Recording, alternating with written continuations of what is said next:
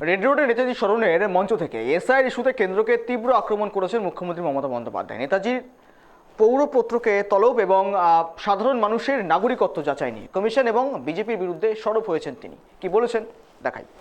এবছর ১২৯তম জন্মদিন নেতাজি সুভাষচন্দ্র বসুর। প্রতি বছরের মতোই বিভিন্ন প্রান্তে উদযাপন করা হয় নেতাজি জন্ম জয়ন্তী। রাজ্য সরকারের তরফেও তাকে সম্মান জ্ঞাপন করতে অনুষ্ঠানের আয়োজন করা হয়েছিল। রেড রোডে সুভাষ স্মরণে মঞ্চে উপস্থিত ছিলেন মুখ্যমন্ত্রী মমতা বন্দ্যোপাধ্যায়। সেখানে নেতাজির ফাইল প্রকাশ সহ একাধিক ইস্যুতে সুর চড়ান তিনি। মঞ্চ থেকে কেন্দ্রীয় সরকার ও নির্বাচন কমিশনকে তীব্র ভাষায় আক্রমণ করলেন মুখ্যমন্ত্রী মমতা বন্দ্যোপাধ্যায়।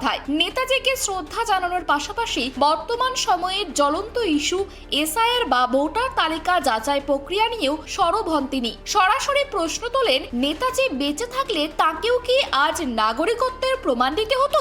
তাকেও কি শুনানিতে ডেকে কৈফিয়ত চাওয়া হতো যে তিনি ভারতীয় কিনা? ক্ষোভ উগরে দিয়ে তিনি জানান, চন্দ্রকেও তো ডেকেছে।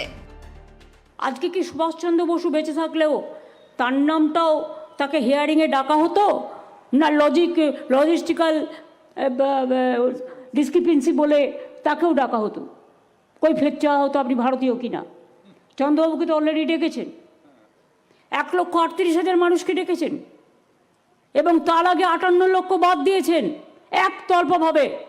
মোট সংখ্যাটা প্রায় 2 কোটি। মনে রাখবেন, 7 কোটি মানুষের মধ্যে যদি 2 কোটি বাদ চলে যায়, কত মানুষ অধিকার হারায়। নেতাজির অন্তর্ধান রহস্য এবং জাতীয় ছুটির প্রসঙ্গ তোলেন মুখ্যমন্ত্রী। বলেন, আজও দিনটিকে জাতীয় ছুটি হিসাবে ঘোষণা করা হলো। আমাদের দুর্ভাগ্য, আজও নেতাজি সুভাষচন্দ্র বোসের জন্মদিন জাতীয় ছুটির দিবস হিসেবে ঘোষণা হয়নি এবং এখনো পর্যন্ত আমরা জানতে পারলাম না যিনি বেরিয়ে গেলেন দেশ থেকে, ফিরে এলেন না, তার জন্মদিনটা আমরা বলতে পারি, মৃত্যুদিনটা আমরা বলতে পারি না। ইতিমধ্যেই এই সমস্যার সমাধানে মুখ্য নির্বাচন কমিশনার জ্ঞানেশ কুমারকে একাধিকবার চিঠি দিয়েছেন তিনি। রেড রোডের মঞ্চ থেকে মমতা বন্দ্যোপাধ্যায় স্পষ্ট করে দিলেন যে সাধারণ মানুষের এই হেনস্থা তিনি কোনোভাবেই মেনে নেবেন না। নেতাজির আদর্শকে সামনে রেখেই তিনি এই লড়াই চালিয়ে যাওয়ার অঙ্গীকার করেন।